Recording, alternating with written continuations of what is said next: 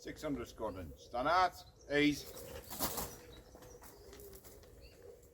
On 10 May 1940, the people of Piershil witnessed their first action of World War II. Corporal de Hoop of the Dutch Army, stationed near Piershil, witnessed the dogfight and subsequent crash of a Bellingham Hunter aircraft. He describes how the aircraft barely landed, skidded across farmland, and stopped nearby. He immediately ran over with colleagues to help. Pilot officer Robert W.H. Echlin, the gunner, was already dead. Attempts to retrieve his body failed as they were beaten back by intense heat and flames that had engulfed the aircraft.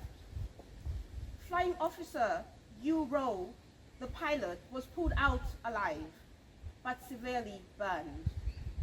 A car was commandeered and he was taken to a dressing station at Old Bayerland.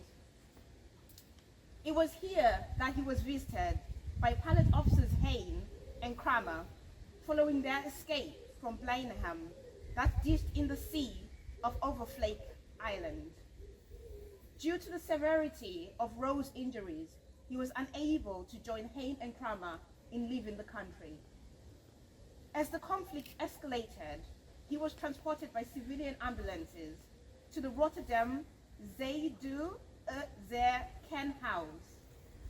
Rowe survived, but unfortunately the hospital fell to the Germans, and he was later moved to a prisoner of war camp.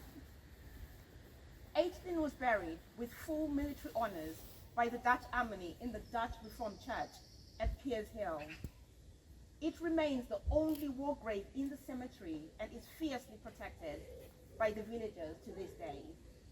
Some years ago, the Commonwealth War Graves Commission offered to move the grave of Echlin to a war cemetery, but the village declined, saying he was theirs and they will continue to care for him. So here he stays. He is ours. He is yours for eternity. When 600 Squadron visit Piershil each year, we receive the most gracious welcome, for which we're extremely grateful and truly humbled. 600 Squadron reformed in October 1999, so it was with immense pride and honor that in 2000, we once again attended the commemoration at Piershil.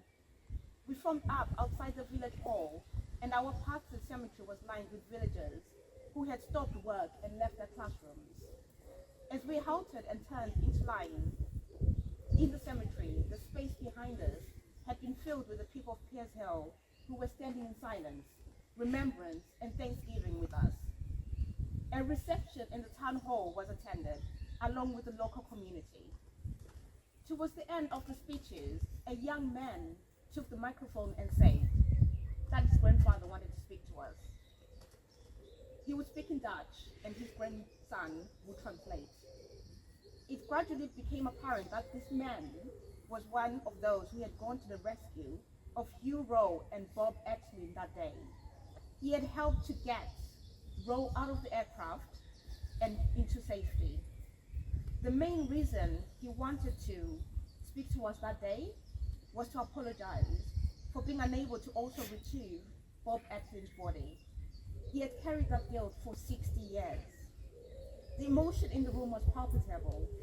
He wondered what had become of the pilot and was delighted to hear the news that Rowe had survived the war, returned to England after spending time as a prisoner of war, and lived a long life.